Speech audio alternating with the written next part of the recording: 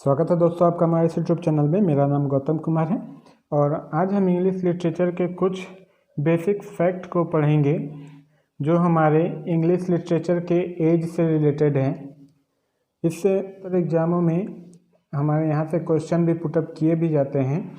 तो आइए करते हैं और देखते हैं कि कितने से कितने एज को हम इंग्लिश लिटरेचर में किस नाम से जानते हैं। तो देखते हैं 500 से लेके 1340 एडी तक जो हमारा एज है वह प्री चासरियन पीरियड और एंग्लो सैक्सन पीरियड के नाम से जाना जाता है। कहने का मतलब जो 500 से 1340 एडी है हमारा, वह प्री चासरियन पीरियड और एंग्लो सैक्सन पीरियड के नाम से जाना जाता है। उसके बाद नेक्स्ट को देखते हैं 1340 से लेकर 1400 एडी तक द एज ऑफ चासर, इस एज को एज ऑफ चासर भी कहते हैं और मिडिल प्लांटजेंट पीरियड भी कहते हैं।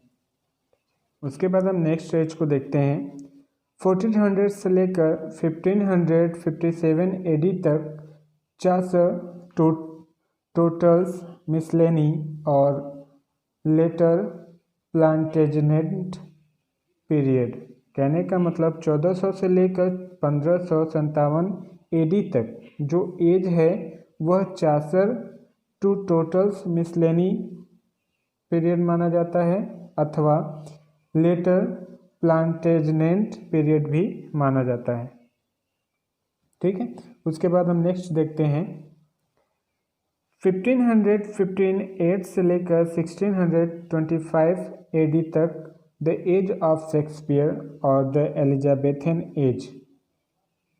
ठीक है, मतलब 1558 से लेकर 1625 एडी तक का जो एज है उसे हम द एज ऑफ शेक्सपियर के नाम से भी जाना जाता है और द एलिजाबेथन एज के नाम से भी जाना जाता है।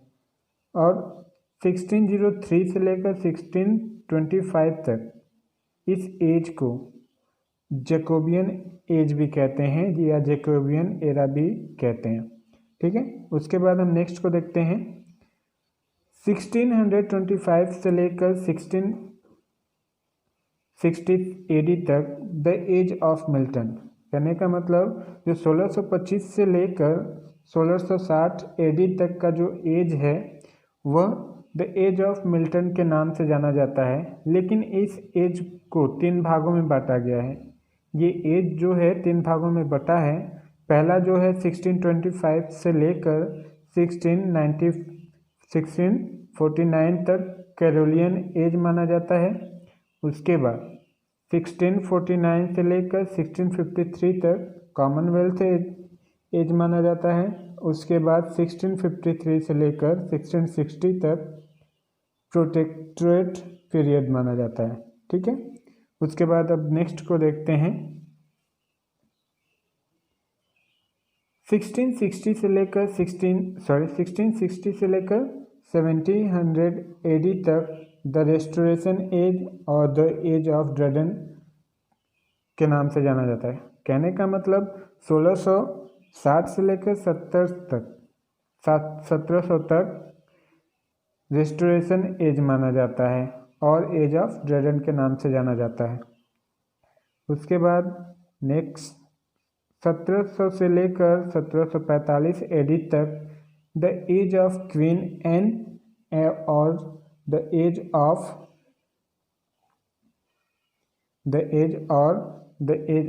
पोप। 1700 से लेकर 1775 तक किसके नाम से जाना जाता है? The age of Queen Anne के नाम से जाना जाता है और अगस्टन एज के नाम से भी जाना जाता है और द एज ऑफ पोप के नाम से भी जाना जाता है। मतलब ये जो एज है वो 3 नामों से जाना जाता है। 1745 से लेकर 1798 एडी तक का जो एज है वह एज ऑफ सेंसिबिलिटी के नाम से जाना जाता है और अथवा द एज ऑफ जॉनसन के नाम से भी जाना जाता है और मिडिल जॉर्जियन एज के नाम से भी जाना जाता है। ठीक है। मतलब यह भी 3 नामों से जाना जाता है। पहला एज ऑफ सेंसिबिलिटी, दूसरा द एज ऑफ जॉनसन और तीसरा मिडिल जॉर्जियन एज। उसके बाद हम नेक्स्ट देखते हैं 1798 से लेकर 1892 तक का जो एज है उसे हम रोमांटिक रिवाइवल एज के नाम से जानते हैं अथवा द एज ऑफ वर्ड्सवर्थ के नाम से जानते हैं और द एज ऑफ रिवॉल्यूशन के भी नाम से जानते हैं। उसके बाद नेक्स्ट देखते हैं 1832 से लेकर 1901 एडी तक, मतलब यह जो एज है 1832 से लेकर 1901 तक का जो एज है वो विक्टोरियन एज के नाम से जाना जाता है और यह एज भी 2 भागों में बटा है। पहला है 1832 से लेकर 1887 तक द एज ऑफ टेनिसन। उसके बाद 1887 से लेकर 1928 तक का जो एज है उसे एज ऑफ हार्डी के नाम से जाना जाता है। उसके बाद नेक्स्ट को देखते हैं 1901 से लेकर 1918 एडी तक का जो एज है पीरियड है उसे हम एडवर्डियन एज के नाम से जानते हैं। ठीक है।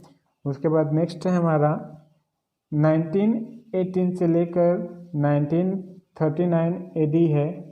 इस एज को हम मॉडर्न एज के नाम से जानते हैं। उसके बाद लास्ट है हमारा जो 1939 का जो एज है उसे हम द प्रेजेंट एज के नाम से जानते हैं। ठीक है।